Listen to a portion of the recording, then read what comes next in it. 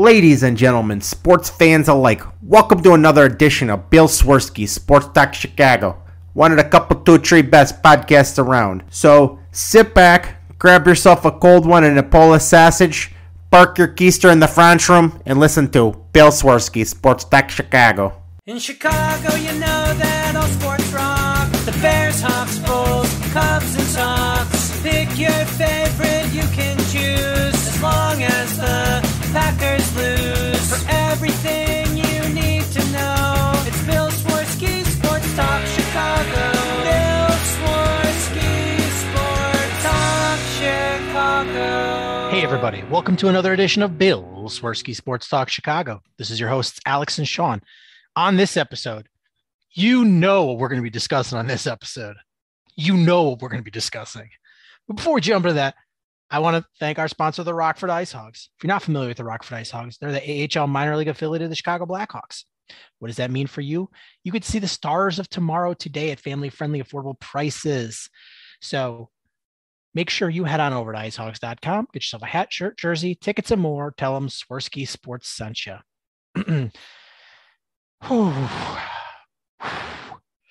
You know, I started taking some notes, what I wanted to talk about on the show. And it has gone wildly in different directions, depending on the day and the time. Going into yesterday's game, it was in one direction. The first half of that game, it was a different direction. The second half of that game, another direction. Then when the news broke this morning that Matt Nagy was fired, started to go in another direction. And then the early reports started coming out that Ryan Pace was going to be retained. It about faced and went a completely different direction. Then when it was official Ryan Pace, it was going to be a feel-good episode. Then George McCaskey opened his big fucking mouth, and here we are. Sean, Matt Nagy and Ryan Pace are no longer the focus of today. They're gone. They're in the past. It was a topic of conversation. It was an important moment for the Bears, but the slate that's been wiped clean, everything that felt good about that, everything that gave Bears fans some hope, I'm ashamed of myself. I should have known better. I should have known that George McCaskey was going to run this the same stupid way that he's always been doing. That he went out of his way to basically admit that he's a fan, not a football expert, and yet he is still going to be the guy that is going to be in charge of all of this. That he's not going to hire a president of football ops. He's not going to find anyone that's going to really help modernize the way they do things. They've basically replaced Ernie Accorsi with Bill Polian. I mean, that's basically what this is.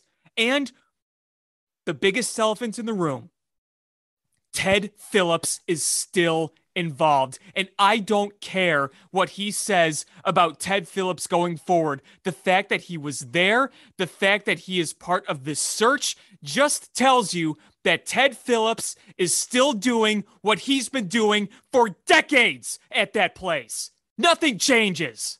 Nothing.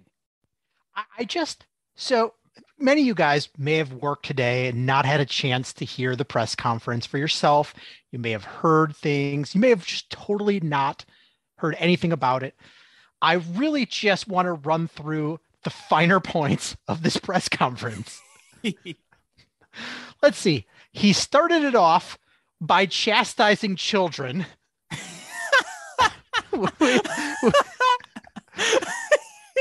Then he called Olin Kreutz a liar. Then he said that he doesn't know anything about football, but he's going to lead the search for the new general manager who will report to him. And there's no need for a president of football operations because it's just one job. Then he said Ted Phillips, he trusts him. He trusts fully, and he's going to remain with the team. And then the board of directors told him he was doing a good job.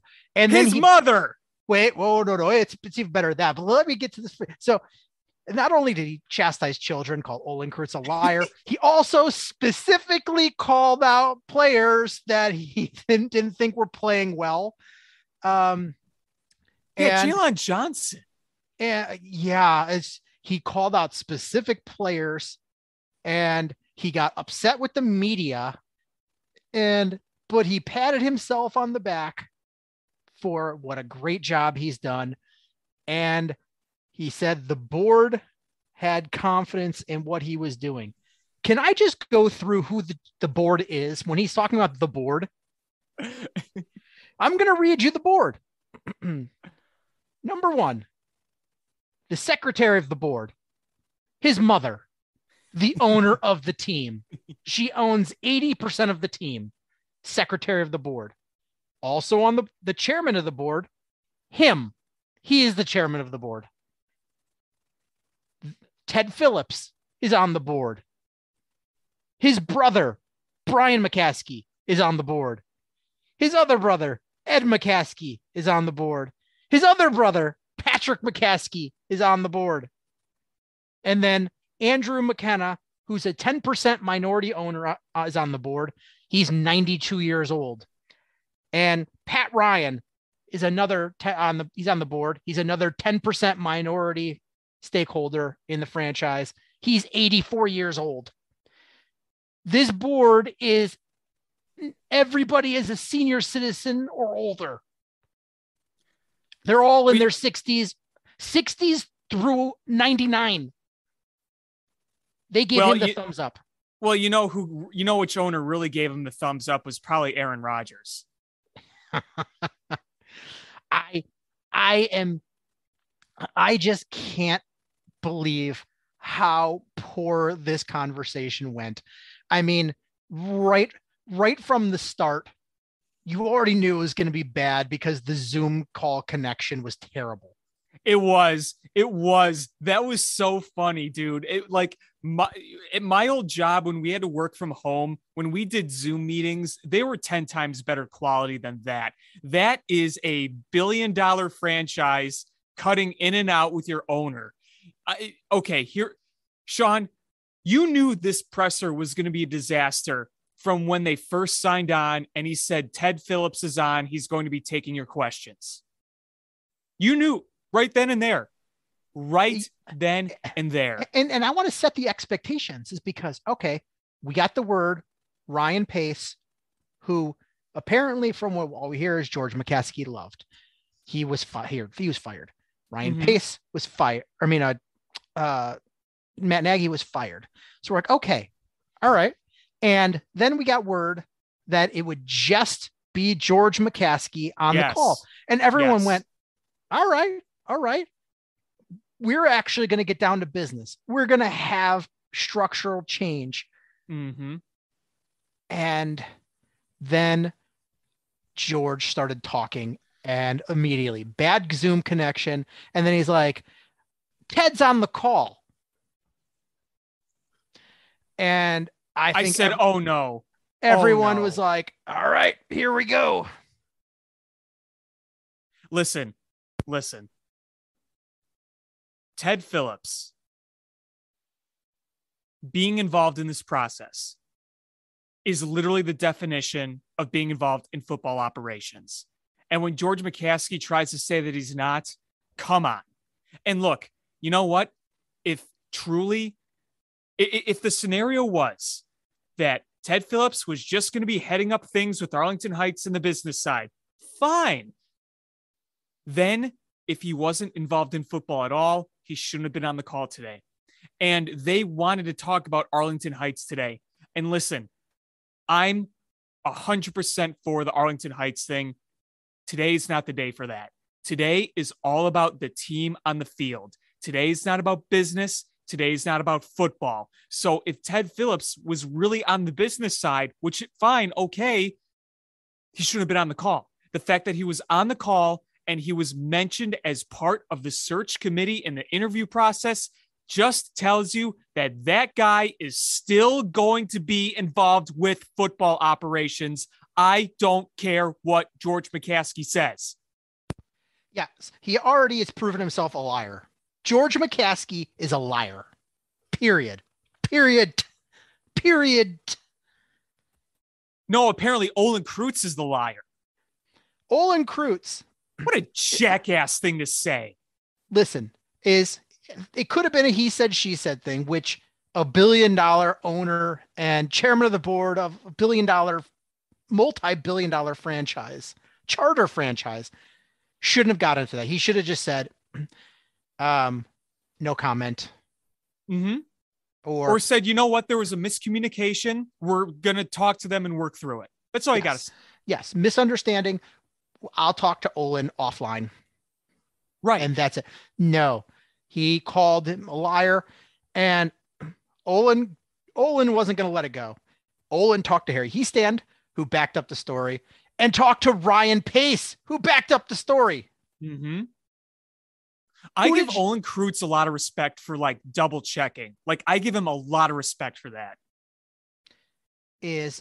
I guarantee it was probably a total miscommunication that they thought it was some sort of, he's just like a regular intern and that's the going rate, $15 an hour. Not, this is fucking Olin Kreutz.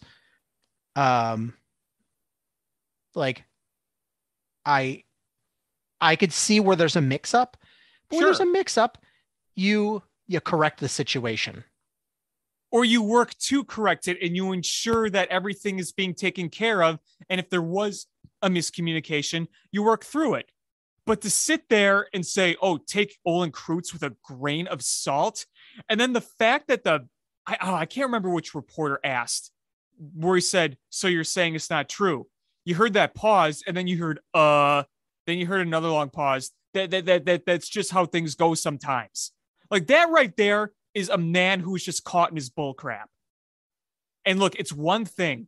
It is one thing for you to go up and spew a bunch of incompetence when it comes to football. But when you are literally saying that kind of stuff about other people, that is just not cool. It was just ridiculous. And then we know it's going to be the same old bullshit.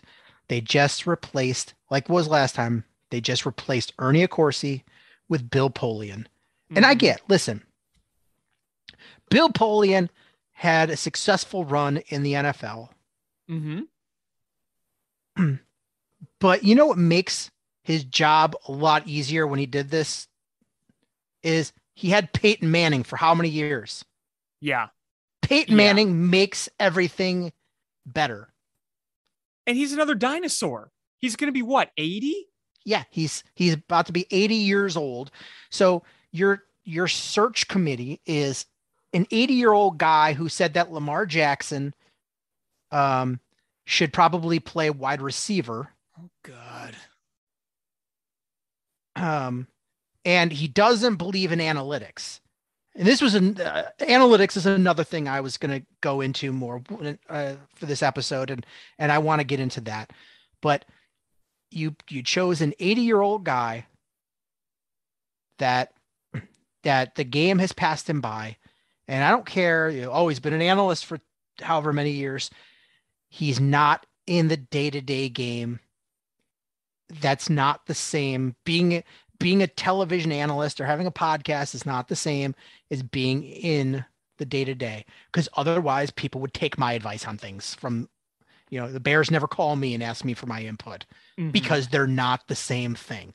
Right. And so he's got an 80-year-old man himself, Sweaty Teddy, a guy named Soup, and a lady who I don't know who she is. And Lawrence Holmes made me feel bad for not knowing who she is. But that's your search committee for both your general manager and your coach. And you may or may not hire your coach before you hire your general manager. Hey, but Leslie Frazier might be available to come in as a head coach. Yeah. So our first Please, official no. head coaching candidate is Leslie Frazier. Why? Because that's who this fucking team is. A fucking dysfunctional piece of shit. And listen, I'm all for interviewing as many pieces as possible, as many possible guys, many possible angles as possible. Go interview 30 plus people. Fine. But you know that they're going to be targeting these certain guys that meet their meatball standards, basically. That they're not going to think outside the box. They think they're going to think outside the box, and they're not. They're not going to look at certain analytics and aspects like you mentioned before. They're doing the opposite of what we'd hoped they do, like the Bulls did with AK or the Cubs did with Theo Epstein. Those were both two franchises that were absolute disasters. And the ownership said, you know what? We're going to do everything different. We're going to hire a president of operations, and then we're going to go out and then assure that this is the right guy for the job, embraces a new strategy, and he's going to hire his guys, his GM, and they're going to answer to him, and we are not going to get involved with the operations of the sport itself. We're going to stay on the business side. But no, the Bears decide to keep doing what they're doing. And I love the fact, I loved the way the media just roasted them in this presser. Loved it. The fact that, why don't you think a president of operations would be a good thing? Why don't you think structure would be a good thing? Why do you think that you're still going to roll with you and Ted Phillips making these decisions when you've seen no track record of success whatsoever? And he didn't have an answer for any of it. It was just a bunch of gobbledygook. Nope. So according to Mark Potash, is George McCaskey, in his tenure of this position after taking over his brother, has now fired 3 general managers, Jerry Angelo, Phil Emery, Ryan Pace, has overseen the firing of 4 head coaches, Lovey, Trestman, Fox, Nagy. How many bites of the apple does he deserve?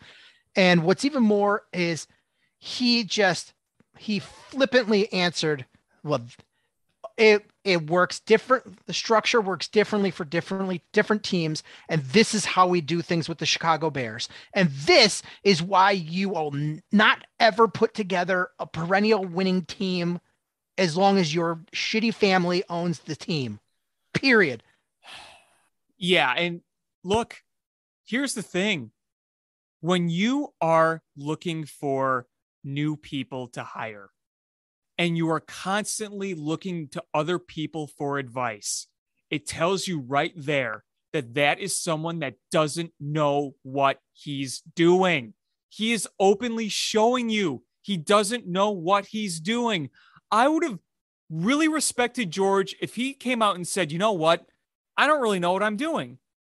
Ted and I, we've done a good job on the business side. We've made a lot of money, but in terms of winning football, it's not happening. So we are going to hire the right people to make those decisions for us, as in, a president, a GM. I'm not talking about a search committee. I'm talking about people they're going to hire and help bring more people in. Instead, they're just trying to poach advice from other people, thinking that they're going to tell, oh, what if I ask this guy from this team, this guy from that team, or this old dinosaur? Yeah, I'll just go out and see what they tell me, and then I'll do whatever based on some old advice they give me.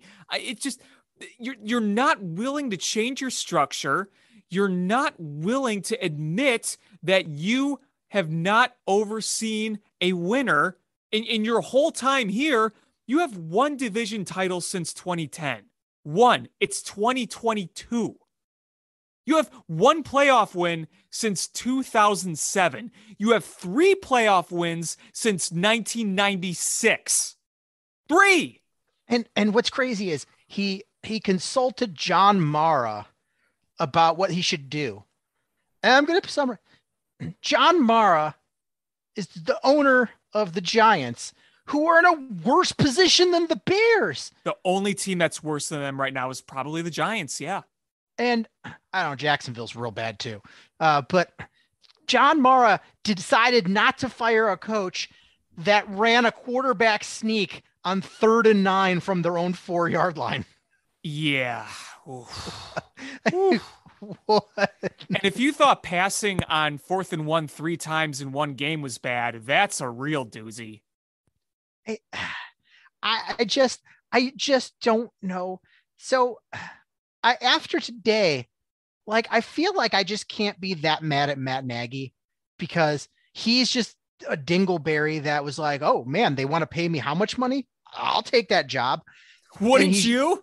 I if they hired me, I would go out there and parade out there and do the best I can, no matter how terrible it was. And listen, I would be a terrible head coach because I don't know how to be a head coach. I don't either. I would be terrible at it. But if they paid me to do it, I would show up every single day and do my best, even if my best was awful, until they fired me. But you know what? I guess my fault was putting all the blame on him and Ryan Pace because it was George McCaskey. George McCaskey is the puppeteer here. And then, his mom is just like, I don't know. Have you ever seen Texas Chainsaw Massacre where they have like the grandpa sitting in the chair and you're not sure if he's alive or not? Yeah. And they just and they're trying to get him to hit the girl with the hammer and he can't even hold the hammer.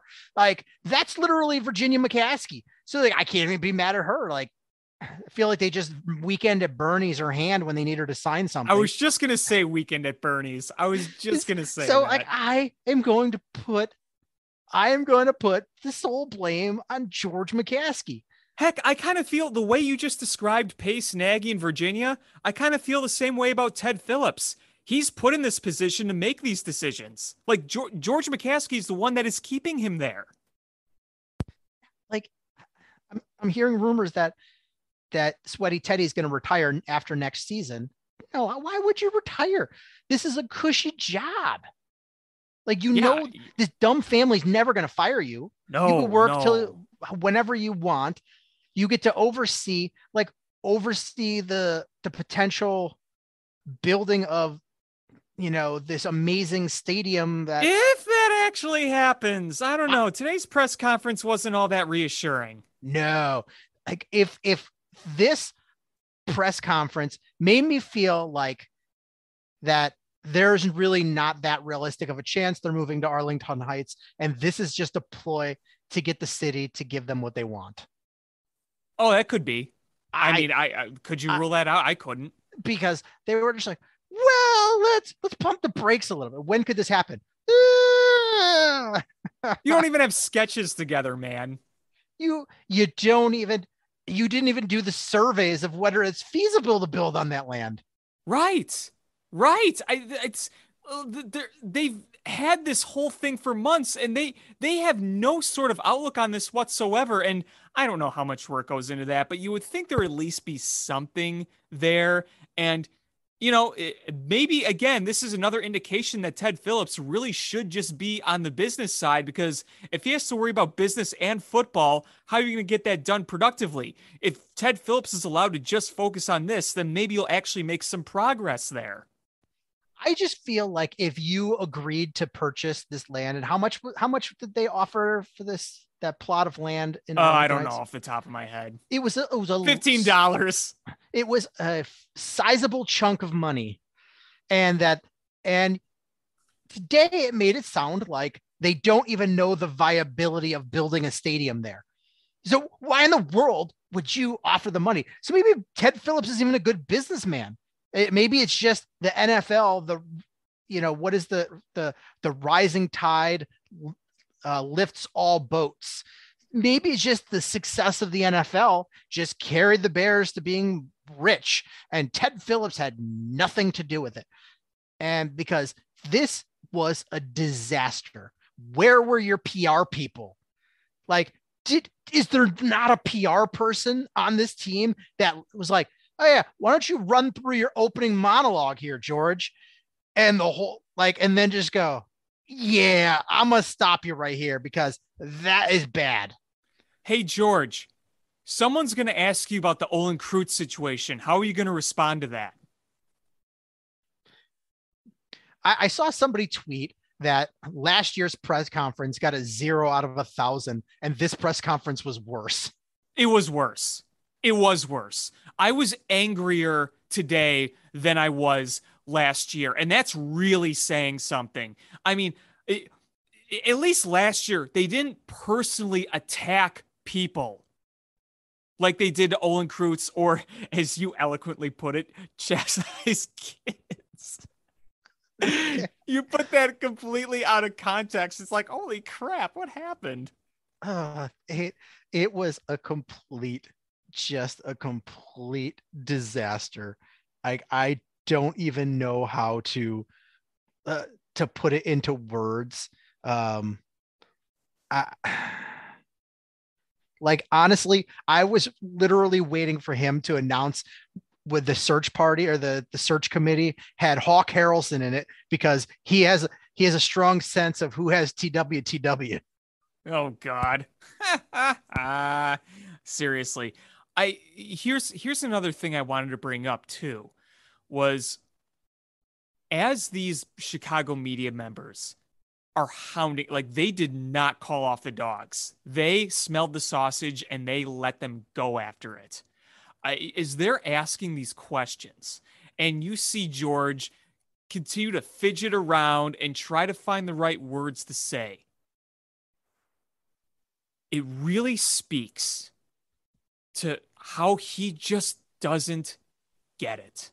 He doesn't, he's completely oblivious. And I don't understand how you can continue to be that oblivious. And it begs the question, is he oblivious, or does he really just not care? As long as you are making a fortune, why should you care? I think it's a little bit of both. I really do. I think that he doesn't know what he's doing when it comes to football. He doesn't know how to answer these questions. He doesn't think these things through a modern, sensical way. But he's also thinking, you know what? At the end of the day, I'm going to get my billions. Why should I stress too much? It really gives off that vibe. Have you ever seen like the first couple episodes of the new season of American Idol? No, but I've seen like clips and snippets where they have the people that'll eventually go on to be the finalists, because you can clearly see, man, these people are talented. They can sing. Mm-hmm. Then they have the William Hungs, where they're just awful, but they waited in line for like 17 hours to sing their heart out. And the rest of the world is laughing at them, but they don't understand why everyone's laughing, because they think they're doing a fantastic job. That's George McCaskey. It reminds me of Kitchen Nightmares. If you ever watch Kitchen Nightmares or Bar Rescue.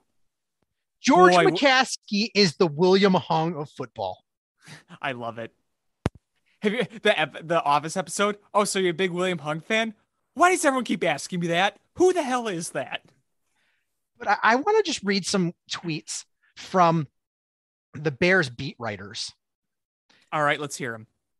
It's going to take me a second to go through them, but Jason Leiser, who's from the Sun-Times, he's the Bears beat writer for the Chicago Sun-Times. Any optimism you felt this morning about the Bears reset was squashed hard in this past hour. Yep. Let's see. Let's go with Kevin Fishbane. I'm not cherry picking. I'm just picking out names I can think of off the top of my head.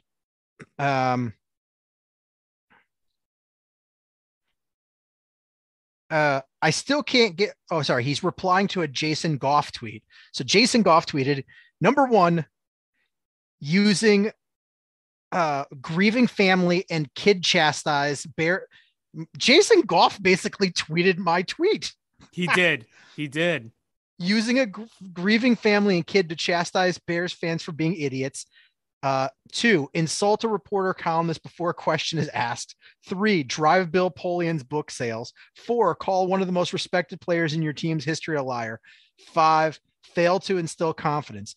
Kevin Fishbane quoted that tweet and said, I still can't get over number 1 here. I'm not entirely sure in what world George McCaskey or anyone who read his opening remarks beforehand found that segue to be appropriate. And then he posted a clip of George McCaskey said, the embarrassing, awkward, and unnecessary transition.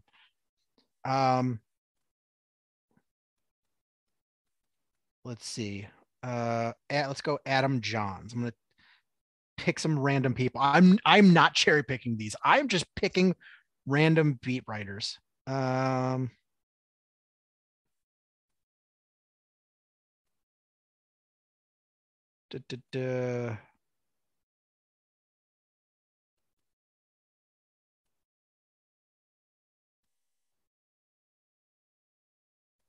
He's just putting actual facts here. Oh, here we go.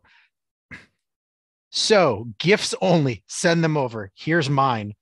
And then he has a pic, the gif of Michael Scott sitting in the park throwing bread to the birds. All right. Let's see. Brad Biggs.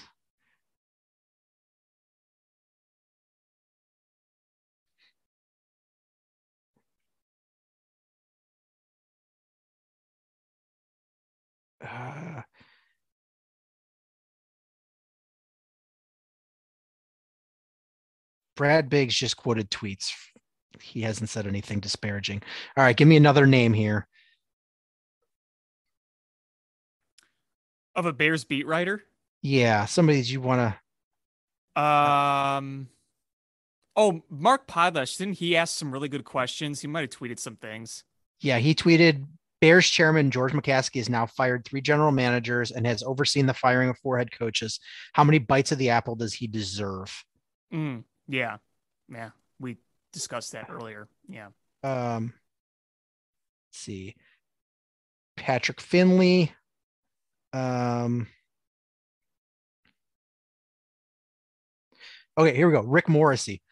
I'm going to get busy writing a column begging Bears fans to stop supporting this nonsense. Patrick Finley quoted that saying, "Time to go to work." Ooh. Let's see. Dan Wiederer.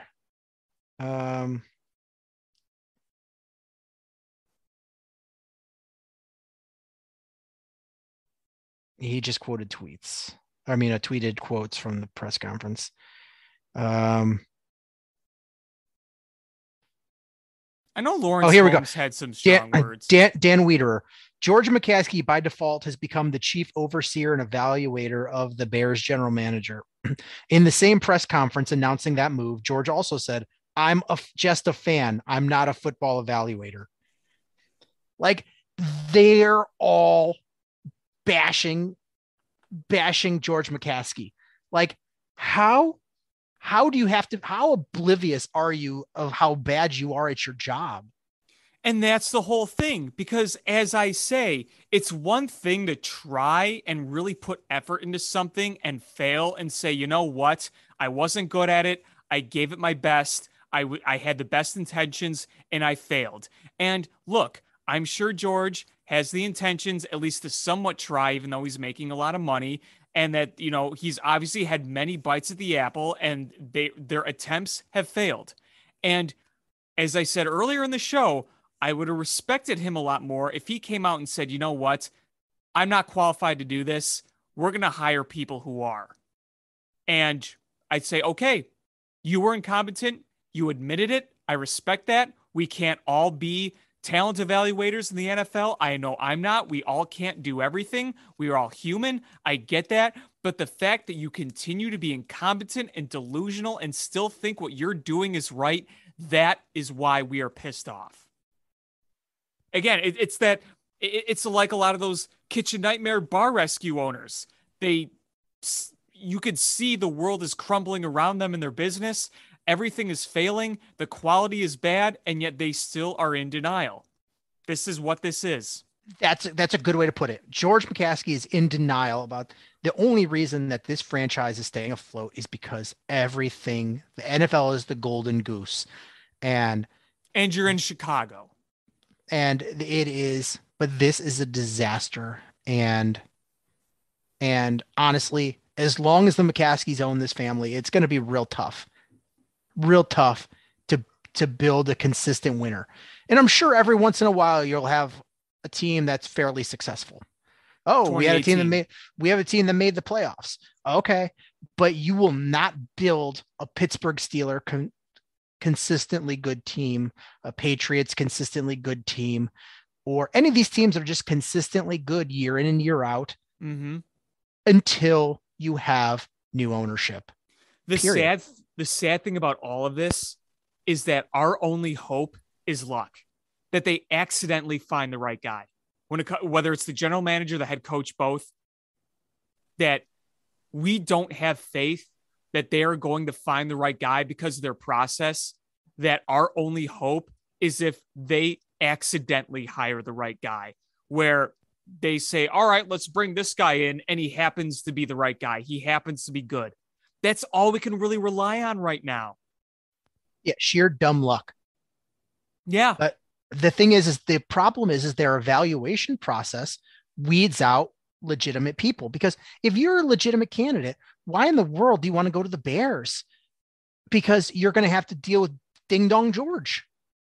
Your boss can you imagine being your like in your position as a general manager and head of football of a team, and you are being successful and you're being questioned about how you do your job by Ding Dong George. And Ding Dong George is your boss.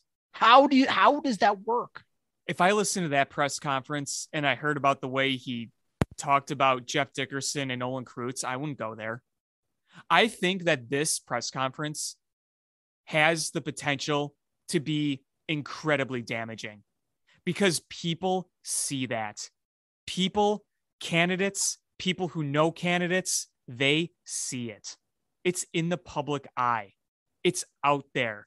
The reputation has been further damaged, and everyone sees it.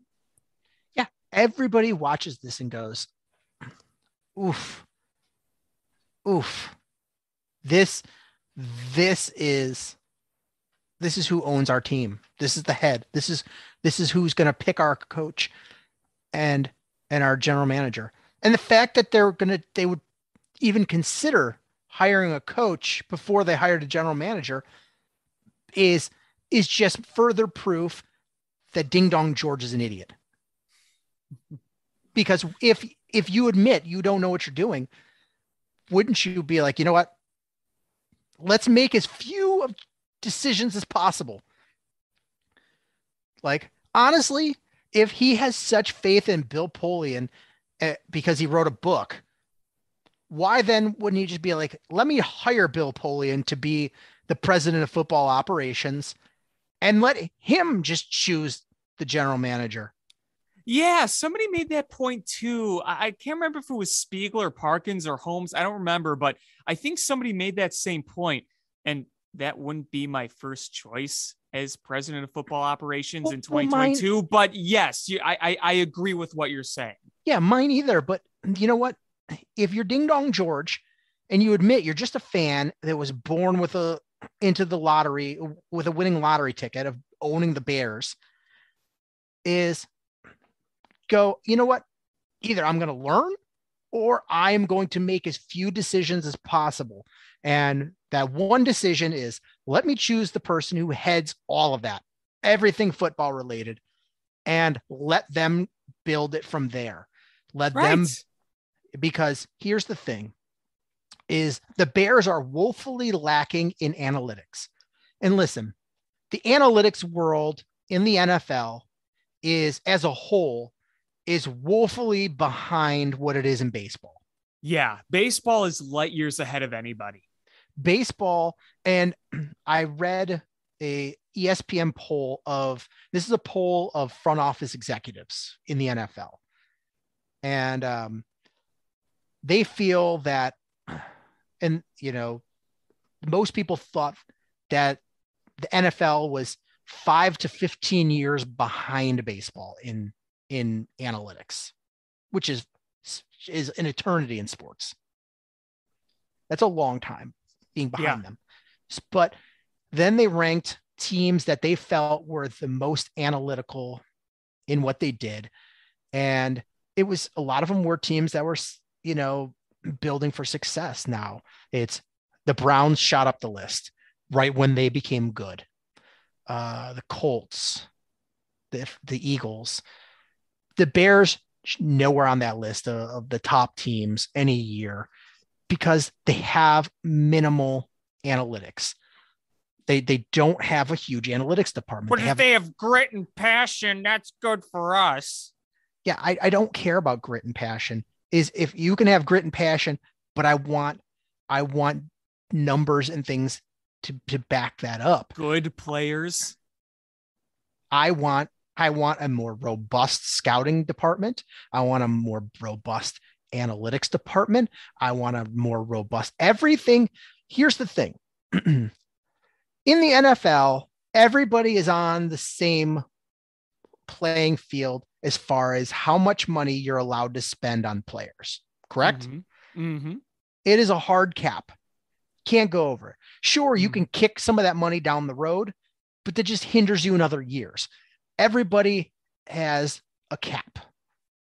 Right. But outside that cap, that's where you can differentiate yourself. You have an amazing scouting department. Your scouts are better. Your college scouts are better. Okay, well, you're going to draft better then.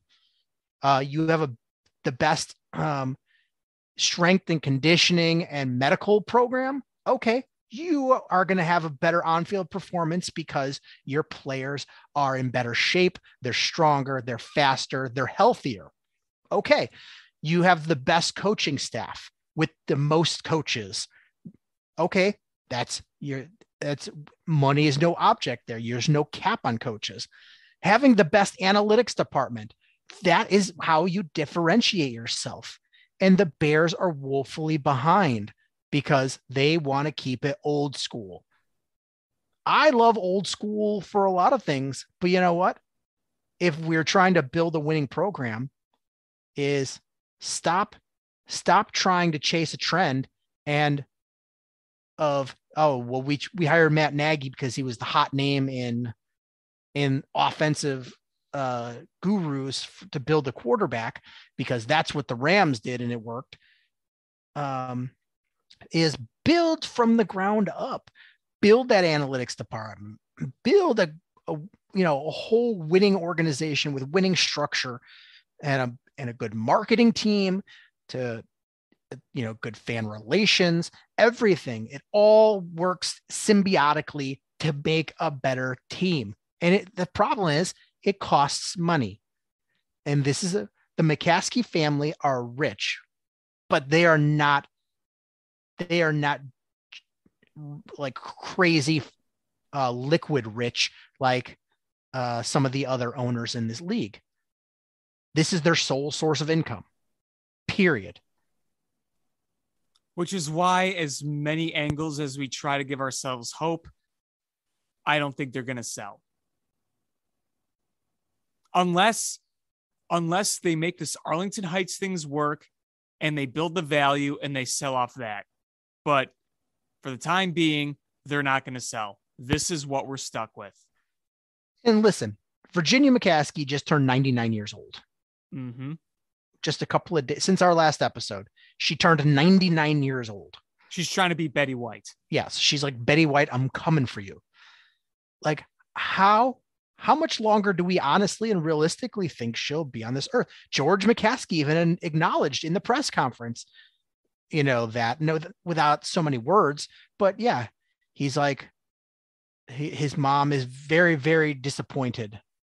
And but he basically said that, they're trying to win so she can see it. And so I'm really curious of what her will states. I recognize, I don't know. Does she just gift the team to her children? I don't know, because George McCaskey we had Muggs, another kid, Muggs, who died. I thought that was Hallis's kid. But I'm sorry, the George Hallis, when he passed down the team, does Virginia own 100% of it, or are there other family members that have a portion of the team? Well, what my understanding was is that Muggs was supposed to get it and then he died, so it went to Virginia. That was my understanding. So she got all of it? I believe so.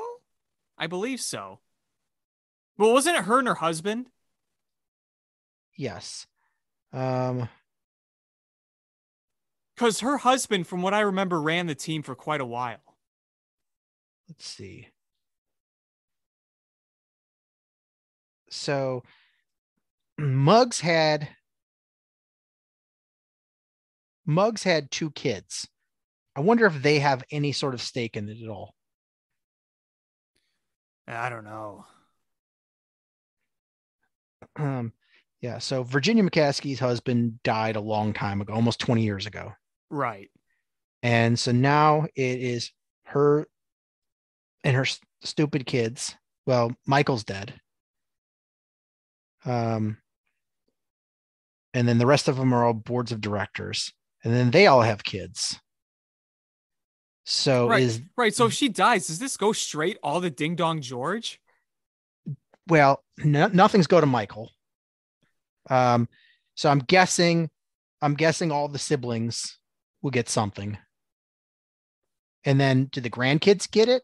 Or does it only go to, she only going to give it to Ding Dong George and then let him because she knows, like, I don't know. I don't know how this works, because if she equally gifts portions of the team to people, what's to stop them from just selling and then somebody coming in and eventually just buying stake in the Bears to have say? And that's why I have thought, like, once she goes, what's going to change? And are they buying the Arlington Heights, or planning to buy the Arlington Heights land with the idea that this is going to be the plan? Because, I don't want to sound morbid, but they know she doesn't have much time left on this earth. She's basically a century old. So I don't know what that's a really good question. It really is. And if this whole plan is to kind of go down that approach, is it fair to say that George just doesn't really want to invest the time and the money to improve the structure because he knows that eventually they're going to sell? I don't know.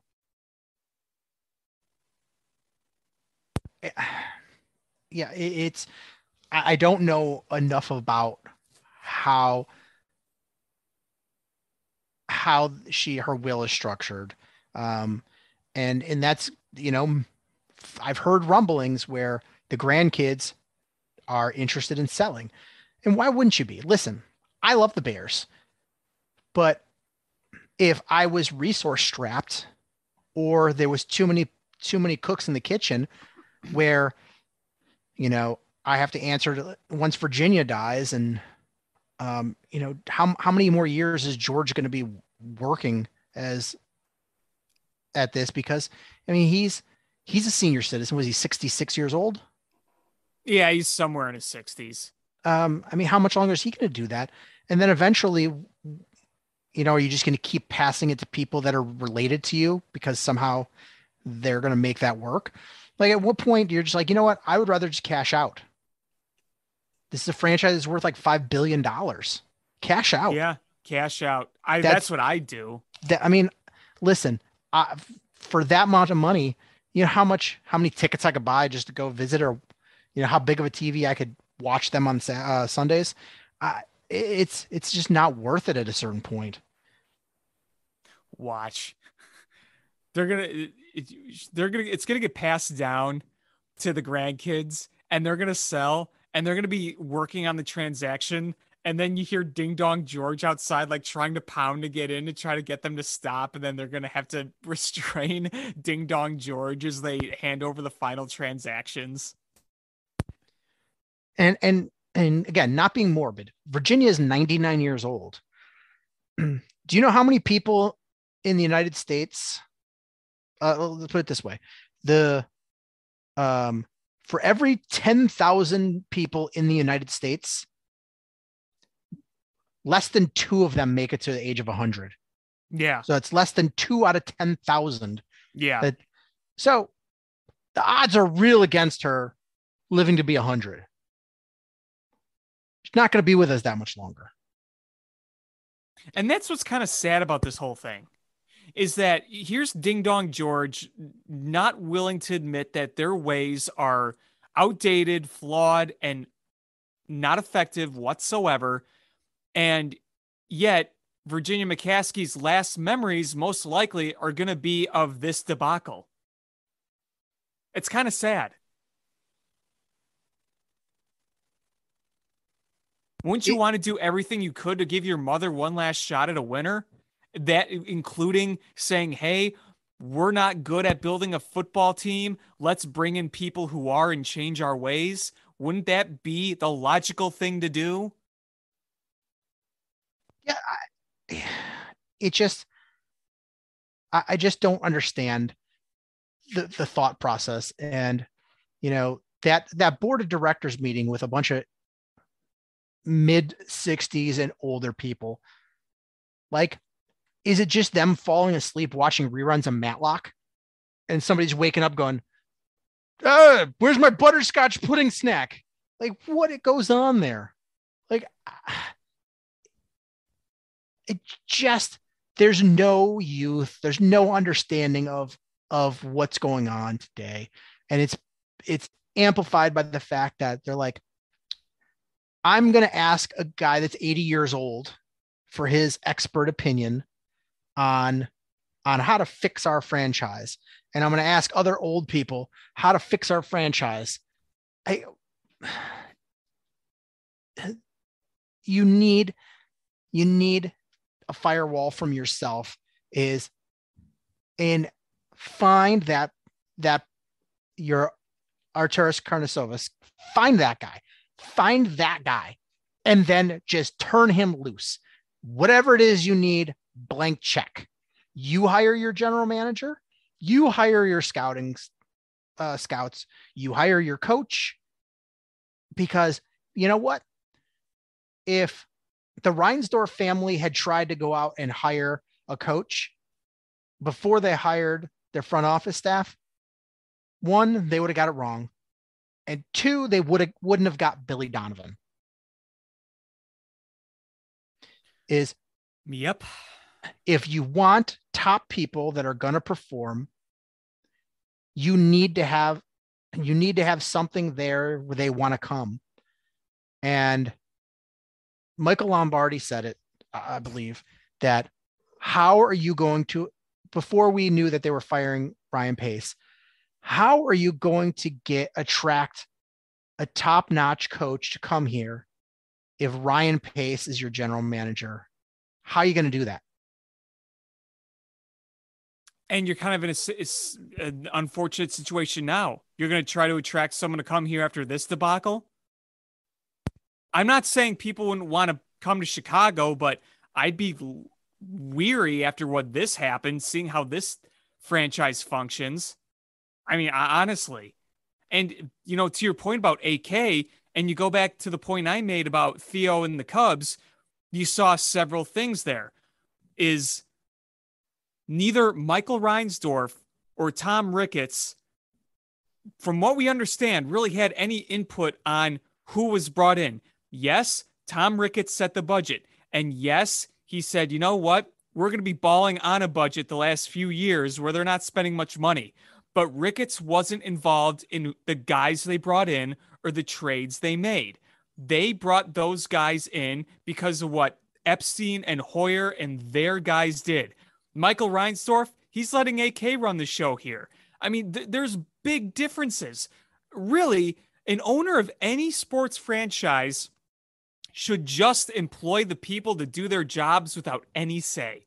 The coaches, the players, the staff that runs the team, whether it's scouts, assistant coaches, whatever, that should all be done by the president of operations. And one of the big points of having multiple tiers, of having a general manager and a president of operations, is to have guys bounce off each other. And not really in a conflicting way, but for somebody to say, here's the process the way you see it. Here's the process the way I see it. Maybe we should look at this guy instead of this guy. Maybe we should trade for this guy instead of this guy, where, Ryan Pace, there was nobody to tell him, don't trade all these assets away. Don't trade up one spot for Mitchell Trubisky. Don't trade this guy. Don't draft this guy. There was nobody to bounce off with. It was just him and him alone. You get what I'm saying, right? Yep, absolutely. You need that structure in place. And honestly, I like the philosophy that AK brought to the Bulls. He said, I want a general manager that's good at things that I'm not good at. So we have different points of view on things and we come to conclusions on things, but this person is good at this. I'm good at this.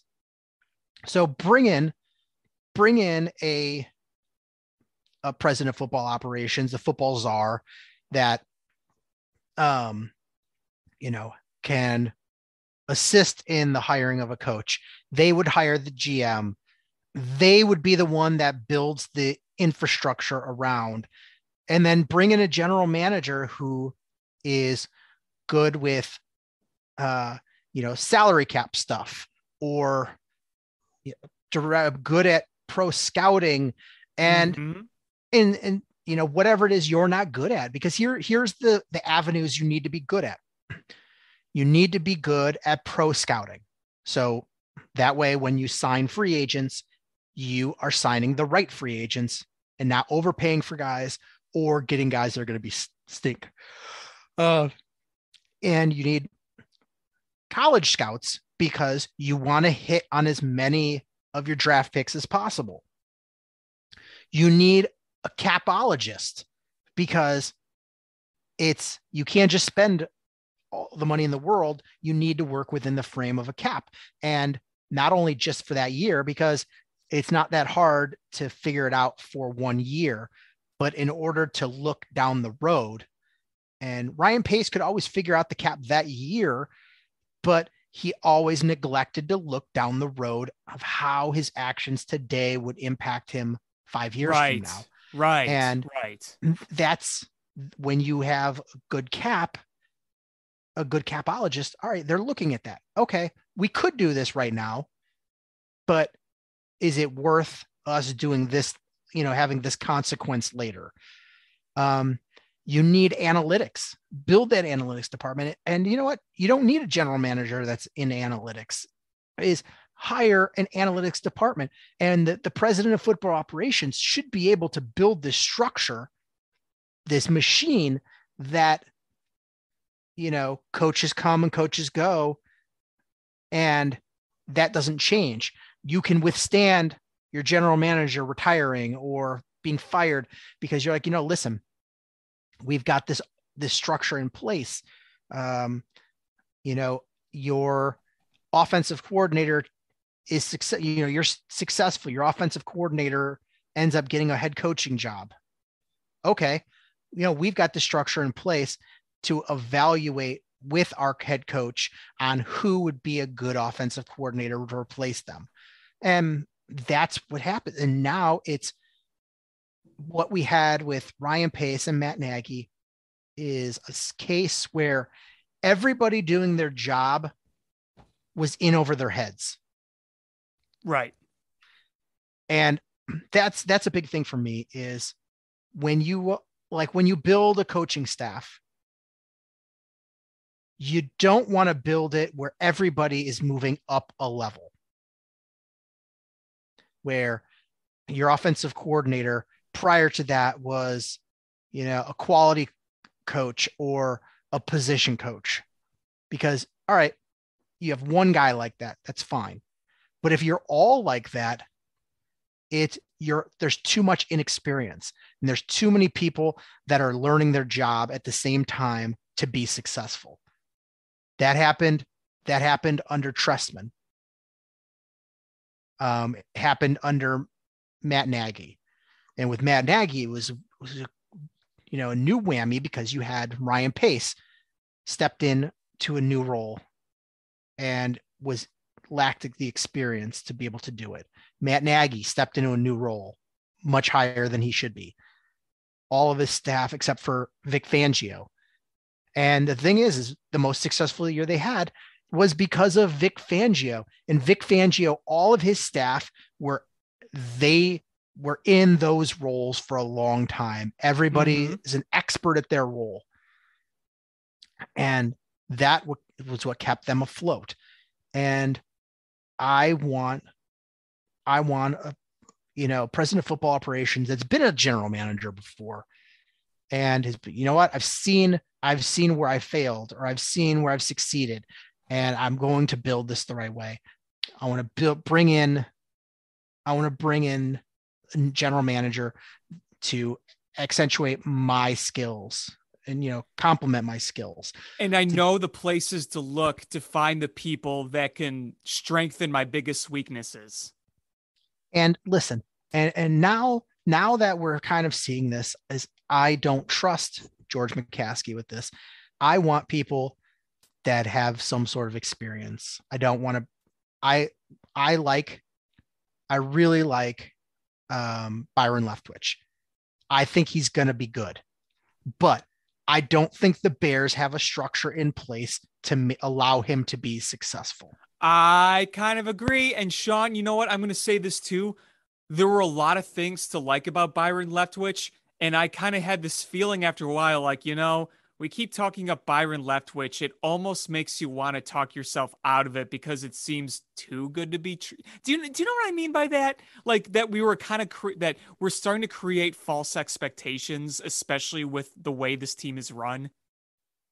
Yeah, you know because yeah, look, absolutely. Matt Nagy made sense at the time, and I think Byron Leftwich is a much better situation than Matt Nagy. I think because he's been tenured more, and he's had, he's worked with Tom Brady now and been successful, but he was successful with Jameis Winston as well. He made Jameis Winston look pretty darn good. Mm-hmm. And now he's working with Tom Brady, and that's just got to be, that's got to be an education in itself. And Bruce Arians is just kind of like, I trust this guy. Matt Nagy didn't have that same rapport with Andy Reid. For the most part, Andy Reid called the plays. It was Andy Reid's offense. This is Bruce Arians goes, no, Byron Leftwich is my offensive coordinator. And he relies on him to game plan and to call plays. And I think he's going to be successful if he finds a situation where he's not handcuffed by the organization. And I feel the Bears would handcuff him. I think the Bears' best chance of being successful is finding people that are experienced. And while he's not my preferred candidate, I think the Bears need a sure thing. And I am going to go. Are you going with this where I think you're going? Jim Harbaugh. Yes. Sean, over the last few days, I've started to talk myself more into him. Honestly, I think he brings Vic Fangio with him. Uh-huh. And they've all have the experience. Is everybody that's going to be brought in, I'm sure the offensive coordinator probably, I'm going to guess, if I had to guess right now, that if Jim Harbaugh comes back to the NFL, his offensive coordinator is going to be Pep Hamilton. And Pep, this would be a step up for Pep, but I know I just railed against stepping up, but I think stepping up is fine if you have other people to lean on that are not also in that same boat. Jim Harbaugh has been an NFL head coach, a very successful one, gone to the Super Bowl. He's been coaching for a long time. He's played in this league. This is not too big for him. We know Vic Fangio can handle being a defensive coordinator. He's one of the best in the business. And the staff that he's going to bring with him, they're going to be, those positions that they're going to take are going to be positions that they've done.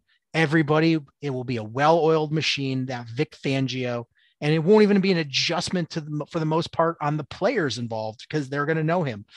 And if so, Pep Hamilton comes in and is the offensive coordinator, I think that would be fine because you would have the rest of the silos be,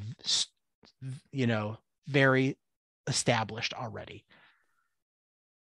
Sean, I completely agree. Honestly, how many shows have we spent saying there's no chance and I wouldn't be that into it? My opinions on that has changed, and part of that is because of the circumstances. I said today that right now, after that press conference, after that all happened, I said, you know what? If this is the way things are going to be run, then I feel like Jim Harbaugh is best case scenario. Obviously, even better would be Sean Payton, but I don't see that happening at all. Where at least with Jim Harbaugh, there is a window of opportunity that could be there for Jim Harbaugh. I don't think it's there with Sean Payton, but I think if there is the opening possibility to get a Jim Harbaugh, then that's probably your best case scenario. Because look, you know what? You got to give it to him. You look at his overall NFL career as a head coach, it's pretty good. He's been to a Super Bowl, winning record. And not like Matt Nagy, just barely over 500. I mean a winning record. Likes working with young quarterbacks. You mentioned Vic Fangio. And listen, he is one of those guys that has connections all around the game. Jim Harbaugh is no unknown schlub. Everybody in the game knows Jim Harbaugh. And Jim Harbaugh's downfall with the 49ers was because he feuded with Trent Baalke, the general manager. Yeah. And that was the downfall of Jim Harbaugh. And to be honest with you, Trent Baalke then ended up failing, getting canned. And I think he's the failure. But you know, I think that is a strong possibility. Another one I like, Brian Flores, who was just fired by the Dolphins this morning for reasons. Yeah, I don't know. I wouldn't mind him. As much as I don't like the Belichick tree of coaches, the ones that have been successful, I think, really took the Belichick message and figured it out. Is Mike Vrabel has done a great job, and Brian Flores has done a great job. And I think Tua is a mid-level quarterback in the NFL, and he's built despite that. And I don't understand why he was fired, but I like that. And to be honest, I would not hate Josh McDaniels. I'm nervous, but I think if the way he's built that offense to fit their rookie quarterback is pretty awesome. And as an OC, I would be much more on board with that. As a head coach, a little weary. I feel that. I definitely feel that, especially, he crashed and burned the first time. And then the second time he got cold feet. The whole thing with the Colts really does kind of bother me. I'm not going to lie. That does still reign in the back of my mind, but you know what? All three of those guys, or however many you mentioned, Flores, you mentioned Harbaugh, you mentioned McDaniels. I take all of them over Leslie Frazier. No disrespect to Leslie Frazier. I know he's part of the 85 Bears. I'm as an offensive court or a defense, he's more of a defensive guy, right? I mean, a defensive coordinator. Yep. Yeah. DC. He was what, with the Bills? Yeah. He's with the Bills. Yeah. I mean, as a coordinator, I'm sure he does an adequate job, but we saw him in Minnesota and it didn't work. It didn't work. I respect him as a former player, as a coordinator, but I just do not think he's the right guy to be your head coach. I'm nervous about Eric Bieniemy, and I think he's been very successful. I think most of that is probably due to the players that they have and Andy Reid more so than Eric Bieniemy. And I feel like you can't replace your head coach with his replacement on his last team, his last position. Right. Yeah, no, that's fair. That's fair. I know you mentioned Chris Tabor before, and that's another one where, in my opinion, Chris Tabor would be very eh. I wouldn't say it's a horrible hire. I wouldn't say it's a good or great hire. It would feel very, I don't know if the word interim coachy is the right expression, but it feels like he would just be a guy. Like he would just be a guy. Maybe I'm wrong on that, but I think I can see where the perception of him being a guy would come into play. But he's a really fantastic coach. He's really well respected. And we've had success with people that were special teams coaches that have gone on to be very successful. And I'll trust your judgment on that. You know more about Chris Tabor than I do. So I will trust your judgment on that. And Bill Belichick has done special teams coordinating, but yes, probably the most successful that was strict. I mean, Bill Belichick was mostly known as a defensive coordinator because he transitioned there, but is John Harbaugh. He's done very well for himself. Mm-hmm. He's got a ring. Mm-hmm. But another name that I'm going to throw out there, Doug Peterson. If you would have asked me a month ago, I would have said, hell no. If you ask me now, I'm still not crazy about it, but maybe a tad more willing. I know other people feel differently. I know that there are other people out there who feel maybe a bit higher on Doug Peterson. I know he's won a Super Bowl. I know he's brought his team to multiple playoff appearances. Hell, he's won more playoff games in 2 years than the Bears have won over the past 20 plus. I remember how it ended in Philly, and it was really, really ugly.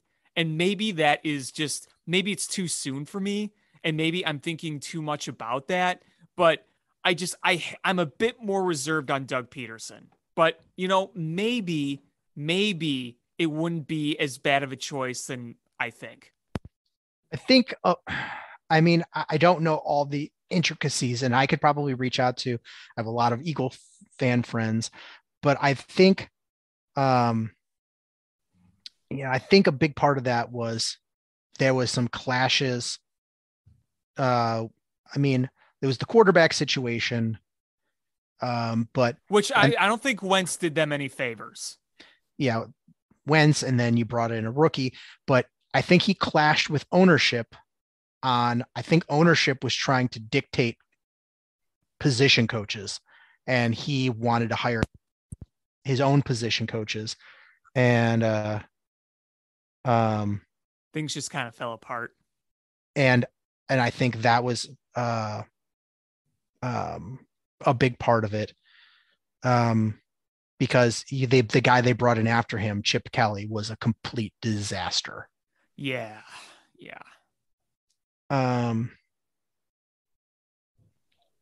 So, and but we've seen Doug Peterson. He's clearly fearless. We saw him in the Super Bowl. He took a backup quarterback and rode him to a Super Bowl victory over Tom Brady. He did. You got to give him a lot of credit for that. That's not a fluke. You don't fluke ride Nick Foles to a Super Bowl victory. That's you put those plays in, you build that.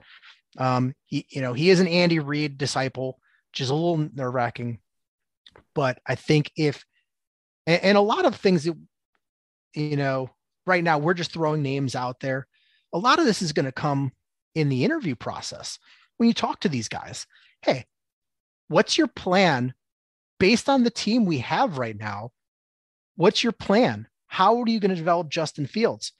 How are you going to work with the fact that we have two wide receivers? We've got Daz Newsome and Darnell Mooney. That's all we have. Like, how are you going to make that work? How are you going to fix our offensive line? We've contacted Mushin Muhammad. He's going to come out of retirement. Oh my God. We're going to switch the best kick returner in football and make him a wide receiver so we could justify paying him. But you ask them, like, how do you plan to do this? Who would be your coordinators? Who would be your preferred offense and defensive coordinator to work with you? Like, these are all things. And that sort of gauges, because here's the thing is, when people get fired from a job, one of two things happens. They either shrivel up and die, go away, or they self-reflect and they go, all right, where did I fail? How do I fix that? And then they work on it. You know, Marv Levy was fired and then came back to take the same team to 4 consecutive Super Bowls. And, you know, people will beat up on the Bills because they didn't win any of them, but that takes a special team to go to 4 straight Super Bowls. That's insanely hard to do. Yeah. That is insanely hard to do. That team was a really good team, and Marv Levy was a good coach. Bill Belichick failed with the Browns, figured out what he did wrong, and improved when he went to New England. Like, this happens.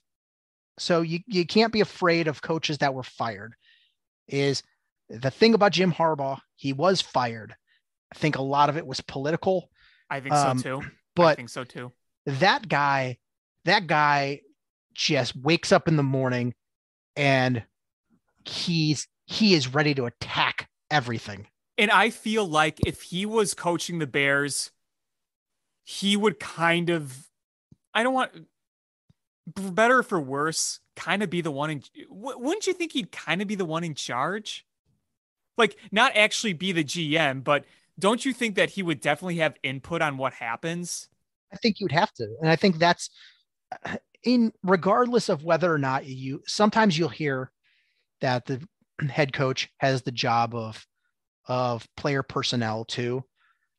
I think if you have the proper working relationship with the general manager and the head coach, you don't need that it's the general manager, he's going to do what ultimately he thinks is right. But if you tell him, listen, the wide receiver depth we have, I don't think it's going to work. I don't think I'm going to be able to do that. Can you get me somebody else? I would prefer somebody, that's a Z receiver. I think that's what we need, a Z receiver. Can you go out and get me one?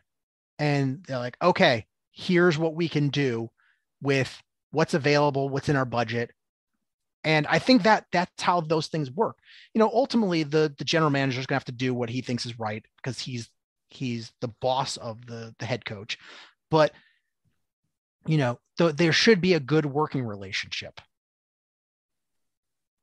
Yeah, absolutely. I mean, that's crucial. You got to be on the same page. You got to have the right philosophy. You got to, if you're having clashing philosophies, that's obviously going to end in disaster. But, I feel like if you're working with a guy with Jim Harbaugh, then you're going to work on making that philosophy gel together. And I feel like having a coach that knows what he wants, there's something to that. I know college is different than, the NFL, but I mean, we're trusting George McCaskey and Ted Phillips to bring in a GM and a coach.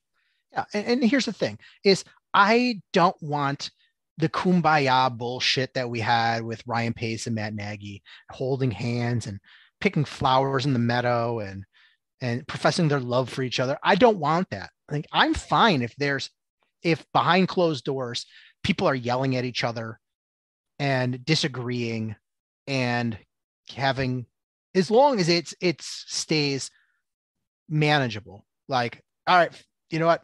Like, I don't want there to be fistfights in the executive offices, but disagreement, absolutely, because that's how you build better. If everybody's a yes man, that's how you get to failure. Sean wants Hallis Hall to turn into Thunderdome. I want to be Diana Ross. And, but here's the thing is, I don't want Thunderdome, but I don't want Kumbaya either. No, I get that. There's gotta be some sort of counter voice, in the draft room. No, I don't I don't want that guy. That guy's going to be a bust. We can't draft that guy.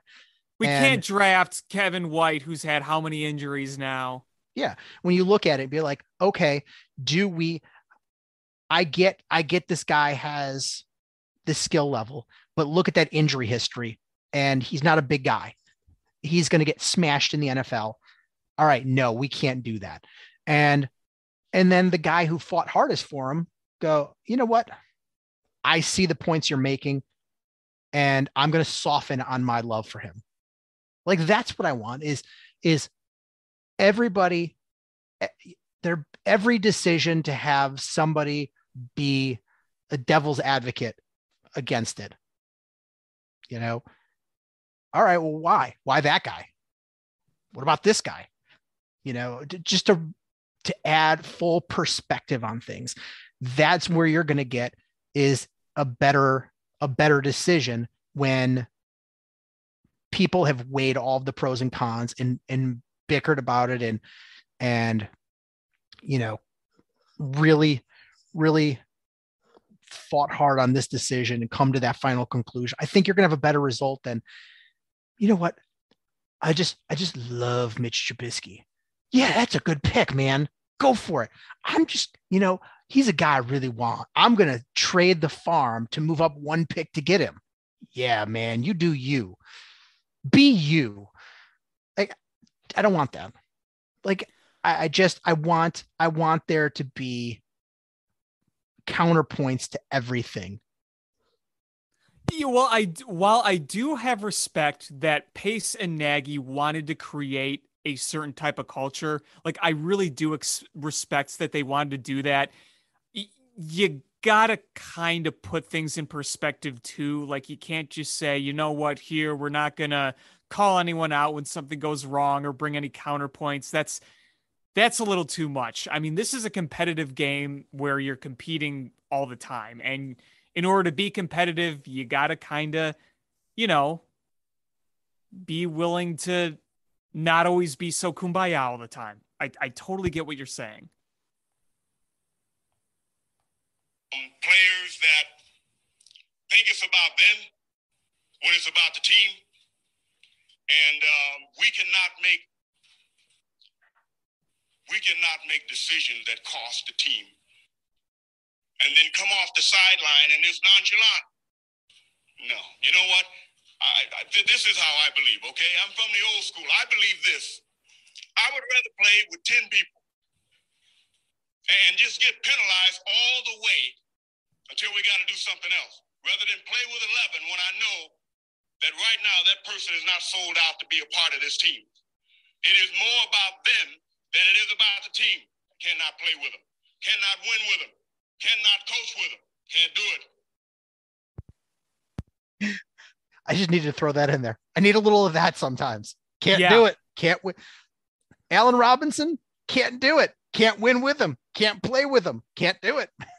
Yeah, no, I'm very glad you played that soundbite. That is an all-time great interview, by the way. And you know, and this new general manager is going to have a lot of decisions. What do you do with the Eddie Jackson contract? What do you do about James Daniels? What do you do about Eddie Goldman?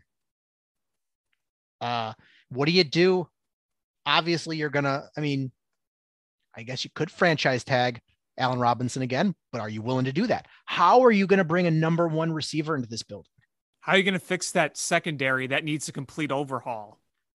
Yeah. I mean, you know, the Darnell Mooney had a nice season.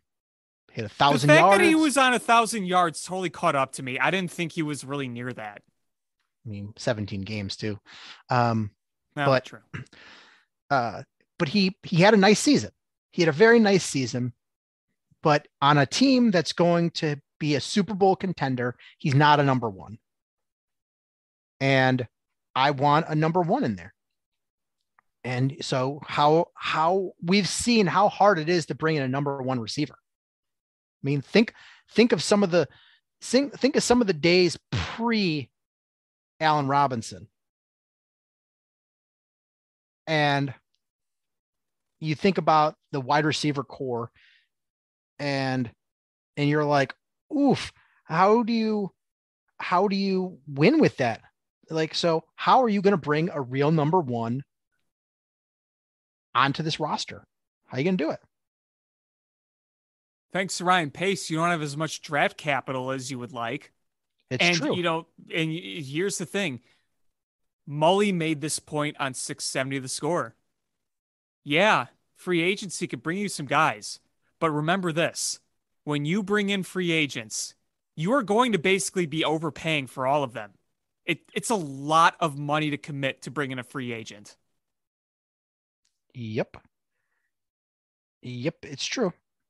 And here, before you brought in Allen Robinson, your wide receiver core the year before was Josh Bellamy, Tanner Gentry, Dontrell Inman, Trey McBride,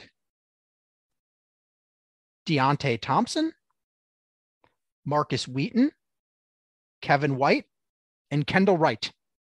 That was your wide receiver core the year before they brought in Allen Robinson. Yeah, classic. When Dontrell Inman was literally your best player on that core. Dontrell Inman was, arguably the best wide receiver that you had on that roster. And that guy, and I don't think that guy ever had 1,000-yard receiving year. Let's see. Did he play with the Chargers before the Bears? Yes. He had 810 yards in 2016. But here's his career. 2014, 158 yards receiving. 2015, 486 yards. 2016, 810. In 2017, 343 yards. 2018, 303. 2019, 181. And 2020, 163 yards.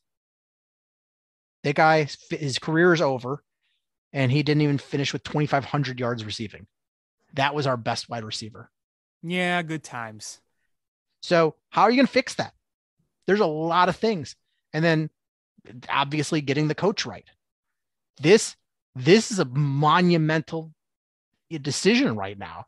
You can't screw this up again because we're dangerously close to becoming the Detroit Lions.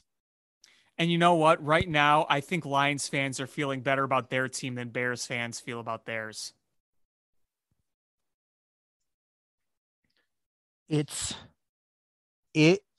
Honestly, the Lions beat the Packers. You know what? They finished the season beating the Packers. And they had 3 wins, but they were competitive in a lot of those games with that roster. Jared Goff is your quarterback. Your receivers are bogus. Your defense is a joke. The fact that you stayed fired up and playing hard and you beat the Packers, and don't think it was a fluke, is because Aaron Rodgers played the first half of that game. David Bakhtiari played in that game. You had players playing in that game. Devontae Adams played in that game. So the Lions just played a really damn good football game. And there have been multiple losses for the Lions. They easily could have won. I mean, Justin Tucker making an unreal field goal that's never been done before. And it shouldn't have even been a field goal because there should have been a penalty. Delay a game, yeah. Yep. Mm-hmm. So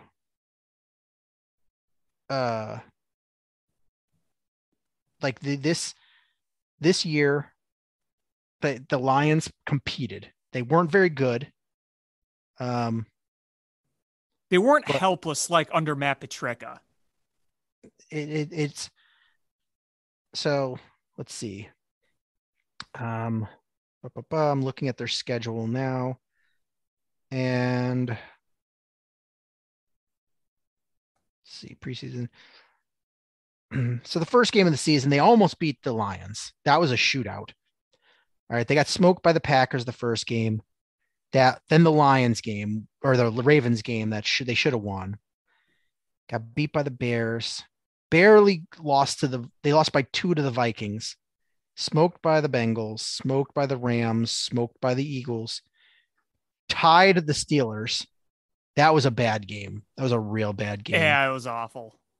I think they had a backup quarterback in that game. They barely lost to the Browns. They lost by a field goal, lost by 2 to the Bears, they beat the Vikings, smoked by the Broncos. I don't know how that happened. Beat the Cardinals. That was a good game. That was their best game of the year. Yep. And then they come back and lose to the Falcons. I don't know how they did that one. Smoked by the Seahawks, and then they beat the Packers. So they've been competitive. I mean, they easily could have had 1, 2, 3, 4, 5, 6. They could have had 6 more wins with a couple of extra points. And that puts them better than the Bears. They're one of the best 3-win teams we've seen.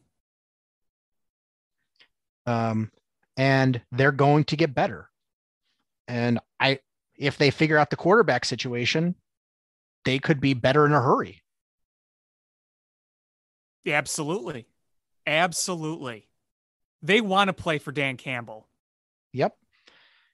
That's the thing is it doesn't, I've changed my tune. It's not about finding a coordinator that's good at the problem that you need fixed to fix that problem. It's about finding a person that is going to be the leader of a team. That's why Brian Flores was successful. That's why Mike Vrabel's a defensive guy. But you know what? That Titans offense, that they can put up some points. And if they get Derrick Henry back for the playoffs, look out.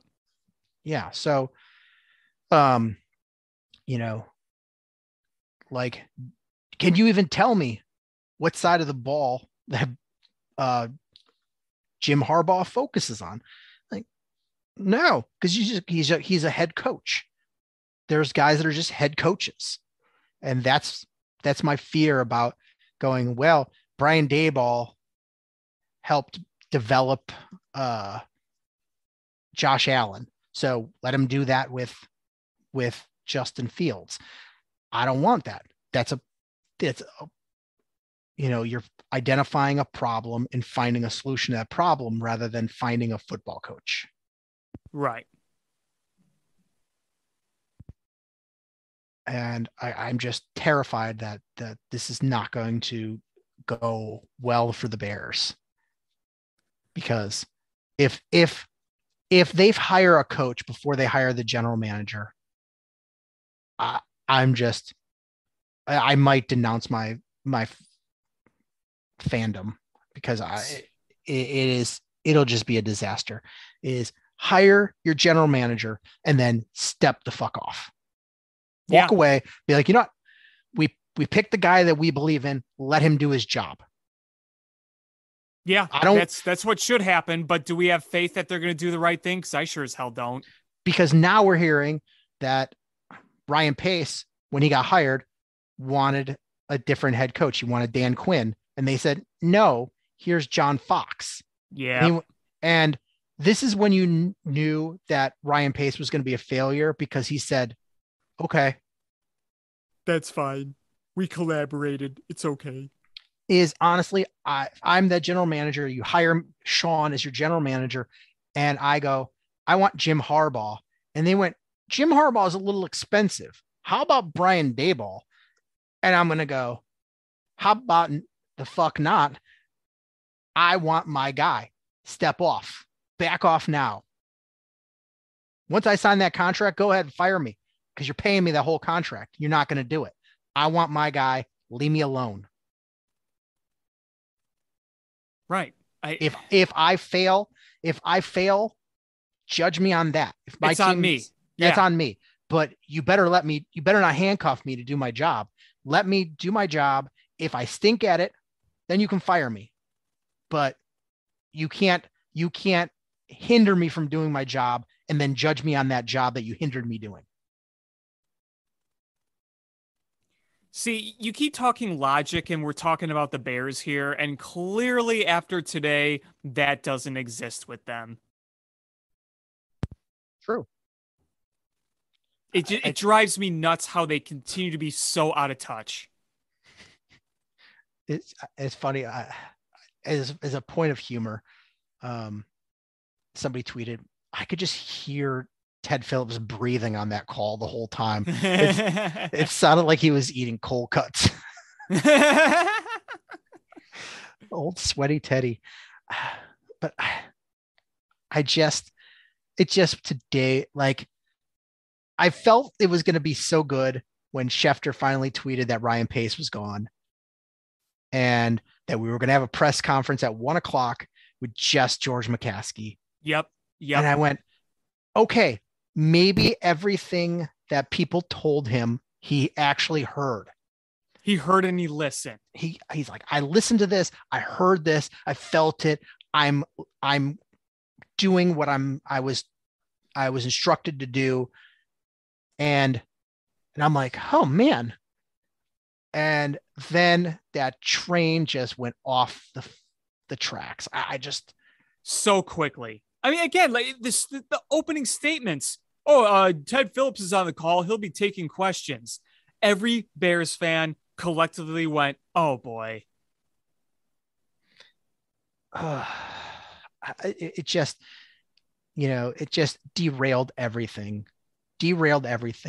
So now you have, if you're George McCaskey, you have all the beat writers, all of the fans just ready to rip your throat out. Is that where you want to be?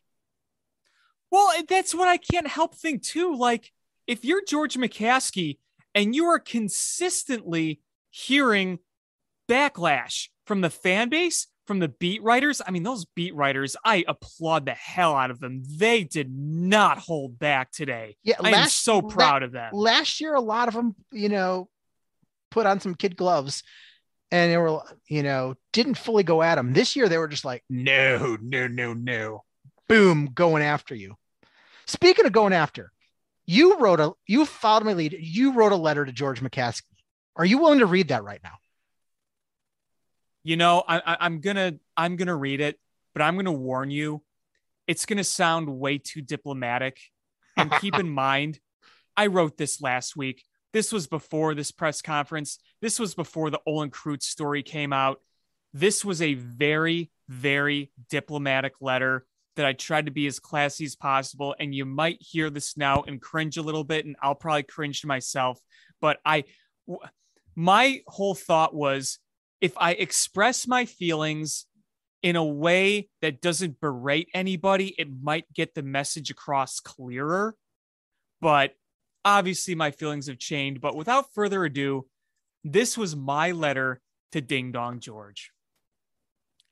Dear George McCaskey, my name is Alex. I am 27 years old and have been a diehard Chicago Bears fan my entire life. The Bears are a big part of my family and have always meant a lot to us. My grandpa was a season ticket holder in the late 1950s and early 1960s. One of our prized family possessions is a home video he took from his seats at Wrigley Field during the 1963 NFL title game. We still have a lot of old ticket stubs and memorabilia he's collected over the years. I could go on about how much the team means to my family and I, but I think you get the picture. I do not want to make this letter a personal attack against you, your family, or any of your employees. I believe you have good intentions with how you operate. With that, given the vibe that you've given respect to your employees and treat them right, I will respect that. We're all humans at the end of the day. With all that said, I must express my deep concerns about the franchise and how it stands. In the 27 years I've been alive, I've seen our team have one legit shot at a Super Bowl title. I can count the number of times on one hand we have defeated the Green Bay Packers over the past 10 plus years. I have seen people around me abandon their Chicago football roots and to follow other sports teams instead. The number of Packers gear I see wandering around the Chicagoland area these days is too dang high for a city that is supposed to embrace the Bears. It might be difficult for you to see from your perspective, but I see a fan base that is slowly shrinking by the day. In today's modern sports world, fans always have access to all the games thanks to streaming, services, smartphones, and television packages. It is much easier now for people to look elsewhere than their hometown team to seek their rooting interest. And I see that happening with the Bears. The problem is that we do not have enough sustained success on the field, and fans want to watch the stars like Tom Brady, Aaron Rodgers, and Patrick Mahomes. I know this is a big week coming for the Bears, and decisions must be made. I do not want to go on a rant and express a lot of joy at the prospect of you dismissing the front office and your head coach. They are humans like us, but this isn't working. Part of running a business is adapting to what works and what doesn't. This is your business, and you alone have the final say how you run it. I cannot tell you how to operate, but please remember this when you evaluate your position and reflect on the lack of results that we have seen. Mr. McCaskey, I want to express one last thing. The Bears deserve to be better. The Bears have historically been one of the most important franchises in America, and now they are getting no respect because of how lackluster the results have been. 3 playoff wins since 1996 is not ideal for a franchise of this caliber. Just remember these words, I still own you. Those words will stand the test of time, and our team will be consistently mocked because of that. I do not want to hear that any more than you do, and only change can make those words history and no longer reality. Until then, they will hover over Soldier Field like a dark cloud. We do not deserve that. I hope this letter gives you an idea of how a lot of people feel and why we feel the way we do. I hope you at least understand that we want change simply because we want our team to succeed on the highest level. Nothing personal against anybody. After watching the Chicago Cubs win the World Series in 2016, I realized anything was possible. We can be great again. We can beat the Green Bay Packers. We can win a Super Bowl, but the effort and the right decisions must be made to get there. Thank you for reading. Sincerely, Alex Pat.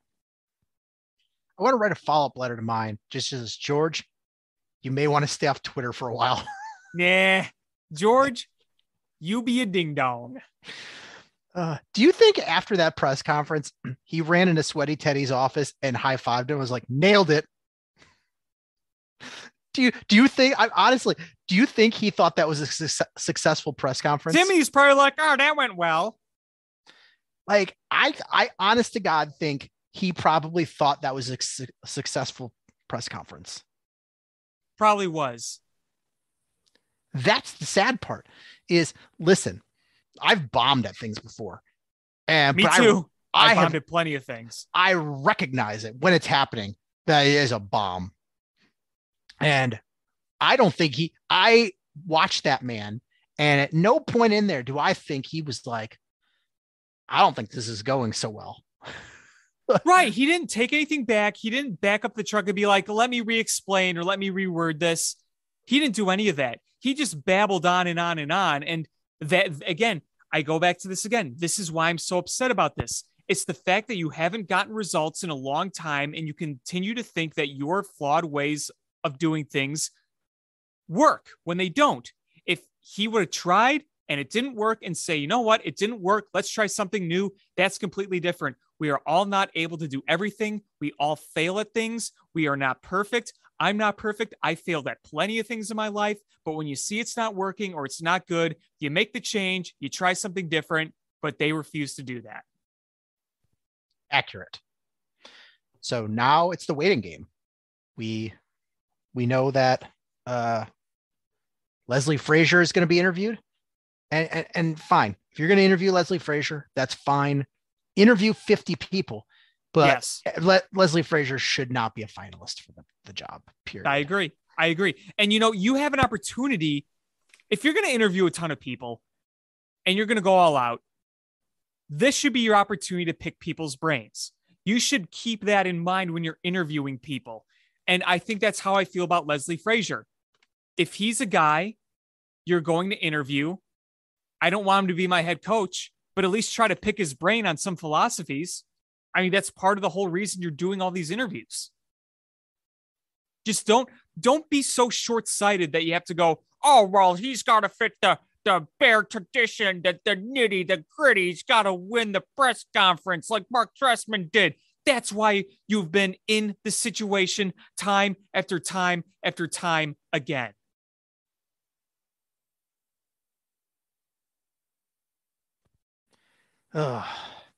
So I think I've got this out of my system. And, me too. You know, we needed talk, it. Yeah, we'll talk. Sorry, we didn't talk about the game. I'll sum it up for you. They stunk, and it was a fitting way they went out. It was just like the Nagy era. It started off good, and it ended poorly. Yeah, you ran. You were up what, 14-3 at halftime, and you only ran 9 times in the second half. You threw a pick 6 on 4th and 1. You failed twice to convert on a 4th and 1, not running it once. Yeah, you didn't run on 4th and 1 on 3 different occasions with David Montgomery, and he wasn't even on the field. And you took it from a shotgun. It just summed up the whole Matt Nagy era. Your defense balled out at first, and you didn't take advantage of touchdowns when you drove time and time again in the red zone. Yeah, it was just everything of the Matt Nagy era. There was no second half adjustments. You got out coached again. We'll talk Bulls and Blackhawks in the next episode. This was cathartic. We needed to discuss this, get Ding Dong George off our chest. And then now it's the waiting game. Who are they? Who are these leaders of men they're going to interview? Who are these new general managers? Who are they going to trust the organization with? And is it going to work? Again, I feel like we have to rely on luck, that the right guy is going to fall at the right place in the right time. I mean, honestly, you just need to luck once. You luck into the right general manager and he picks the right head coach because he does the right things. He puts the rest of in place. So you really just got to nail that. And honestly, I think if you pick the right general manager and old ass Bill Polian and Ding Dong George try to step in, or Soup comes in and with suggestions on the head coach, you just hit them all with a folding chair and then suplex them off the top rope and be like, no, this is my decision. Back off, Soup. Back off, Ding Dong. Mr. Soup, Mr. Ding Dong. With all due respect, Bill Polian, I'll come listen to you. Bill Polian, I will come at you like a spider monkey. But I think that's going to do it for this episode of Bill Swerski Sports Talk Chicago. I want to thank everybody so much for listening. Please hit subscribe however you listen to podcasts, whether it's iTunes, Stitcher, YouTube, Google Play, Spotify, etc. Share this podcast with your friends. It's how we grow the show. Follow us on social media at Swerski Sports, Facebook.com/Swerski Sports, SwerskiSports.com, or all of Alex's endeavors at AlexanderJPatCreative.com. And thank you guys so much for listening. And until next time, bear down. Cubs win! What a lucky break! The good Lord wants the Cubs to win! We thank Ditka and God for all they have provided. Cubs win! Cubs win! Cubs win! Oh, I don't want her. You can have her. She's a Packer fan. She can't fit in my van. And she looks like Remember, New Yorkers, smoking crack is not legal on the plains. Bears 31 to -7. the Bears. Oh, when the Bears go bearing down.